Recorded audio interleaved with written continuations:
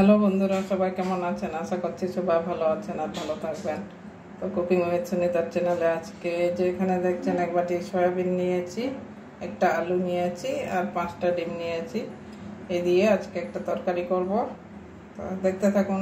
আমি এখন ডিম সিদ্ধ করব, ডিম আলু সিদ্ধ করব। সয়াবিনও গরম জলে দিতে হবে, মানে গরম জলে সিদ্ধ করে নিতে হবে।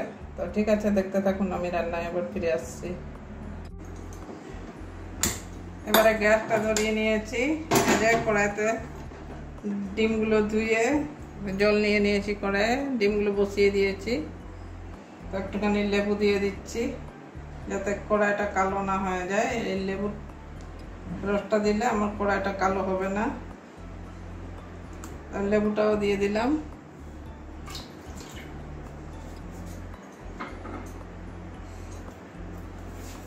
এবারে নুন দিয়ে দিচ্ছি।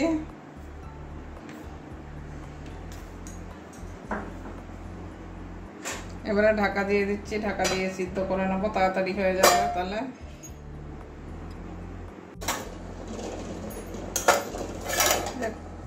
দেখুন ডিমটা আমার সিদ্ধ হয়ে গেছে।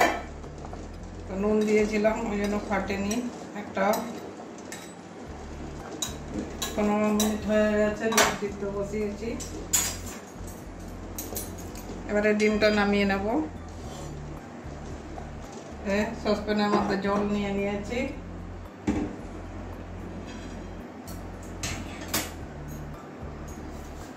এবারে সয়াবিন কটা সিদ্ধ বসিয়ে দিচ্ছি। তো ঠিক আছে, সয়াবিনটাও একটু জলে ফুটিয়ে নেব। সয়াবিনটা আমার সিদ্ধ হয়ে গেছে, ফুটিয়ে নিয়েছি। দেখুন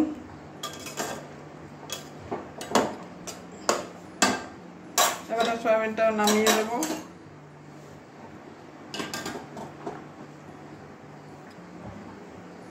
কড়াই বসিয়ে দিচ্ছি। আবার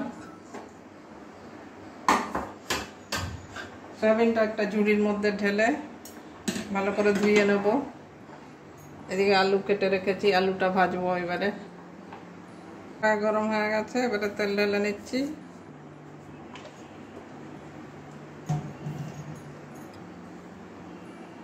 তেল গরম হয়ে গেছে, এবারে আলু কটা ভেজে নেব।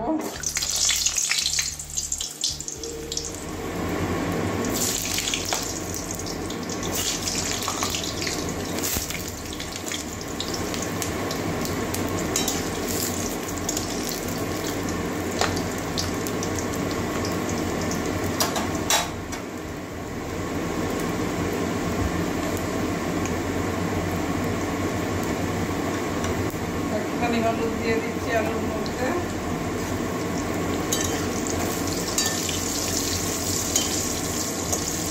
আলুগুলো লাল লাল করে ভেজে নেব একটু।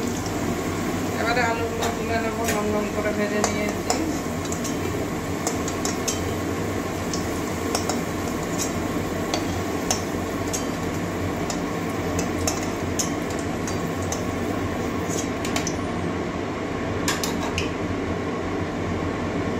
ওই তেলের মধ্যে ডিমটাও ভেজে নেব।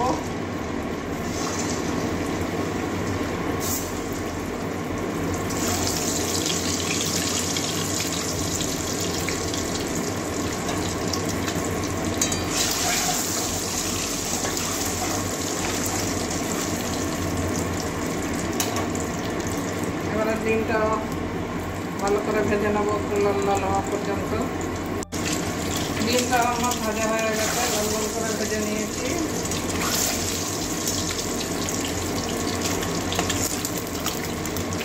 এবারে ডিমটা তুলে নেব।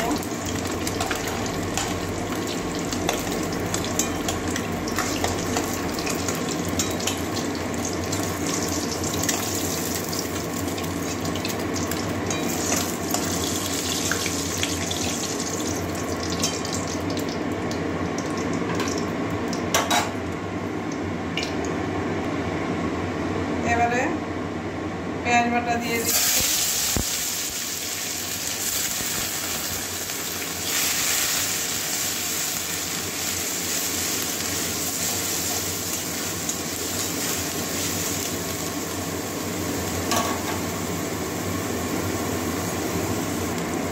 এবারে এই যে কয়েকটা রসুন থেতো করে নিয়েছি, ওটাও দিয়ে দিচ্ছি। এটা ভেজে নেবো পেঁয়াজের সঙ্গে বাদামি কালার পর্যন্ত। এবারে এই যে গোটা গরম মশলা দিয়ে দিলাম, 2 এলাচ দিয়েছি, 2 দারচিনি দিয়েছি আর 3টে লবঙ্গ দিয়েছি। এবারে আদা রসুন একসঙ্গে পেস্ট করে রেখেছি, আদা রসুন পেস্টটা দিয়ে দিচ্ছি। এটা কাঁচা গন্ধ যাওয়া পর্যন্ত ভেজে নেব।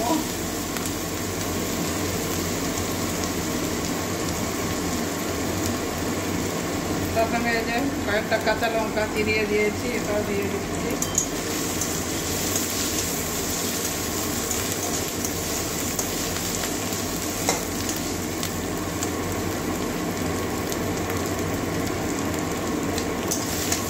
এবারে টমেটো কুচিটা দিয়ে দিচ্ছি।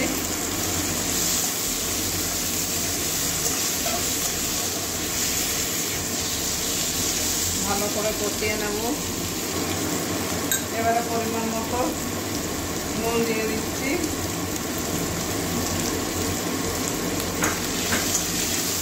তাহলে টমেটোটা তাড়াতাড়ি গলে যাবে। এবারে বাকি মশলাগুলো একে একে দিয়ে দিচ্ছি। এবারে জিরে গুঁড়ো 1 চামচ দিচ্ছি, ধনে গুঁড়ো 1 চামচ দিয়ে দিচ্ছি।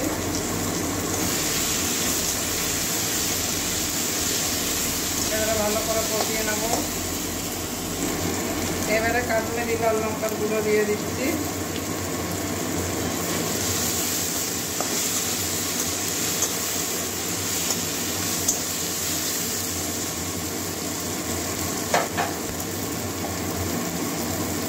এবারে হলুদের গুঁড়ো 2 চামচ দিয়ে দিচ্ছি।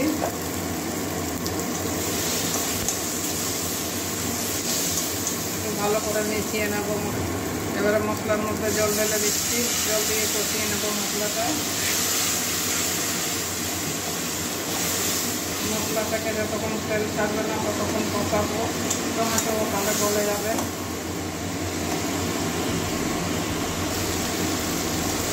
এবারে আমার মশলাটা কষানো হয়ে গেছে, মশলা থেকে তেল ছেড়ে দিয়েছে।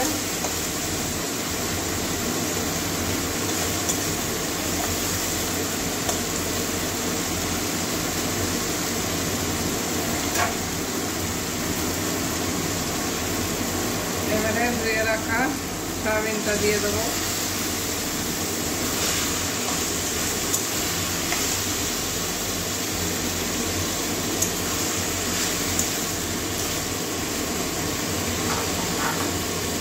আলুটাও দিয়ে দিচ্ছি। তাহলে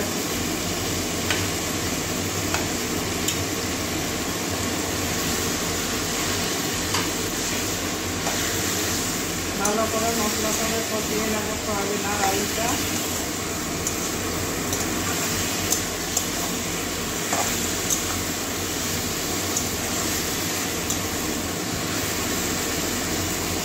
ভালো করে কষিয়ে নিই। এবারে ভালো করে কষিয়ে নিয়েছি সয়াবিন আর আলুটা। এবারে পরিমাণ মতো জল দিয়ে দেবো, যেহেতু আলুগুলো বড় বড় রেখেছি তো ওই জন্য আলুটা আগে দিয়েছি। এবারে পরিমাণ মতো জল দিয়ে দেবো, আলু সিদ্ধ হবে।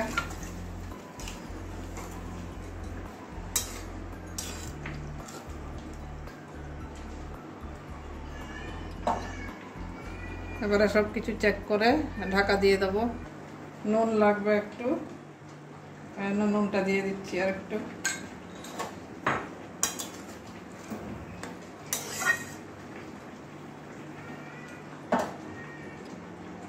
এবারে একটা থালা দিয়ে ঢেকে দিচ্ছি।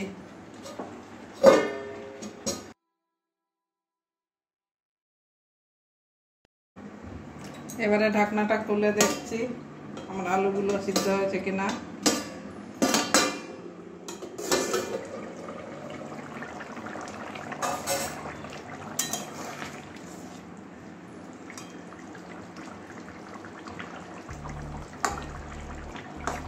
এই যে আলু সিদ্ধ হয়ে গেছে। এবারে ডিমগুলো দিয়ে দিচ্ছি।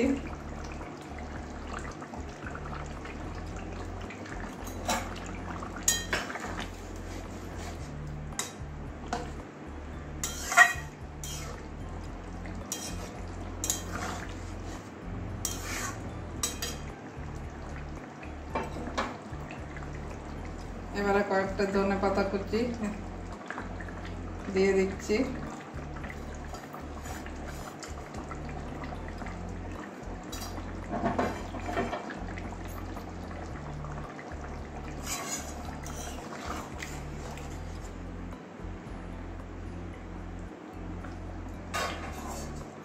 এবার একটুখানি ঢেকে দেবো। ধনে পাতাটা নরম হওয়া পর্যন্ত দু তিন মানে মিনিট 1 মিনিট মতো ঢাকবো। 2-3 মিনিট হয়ে গেছে। ডিম আর ধনে পাতাটা দেওয়ার পর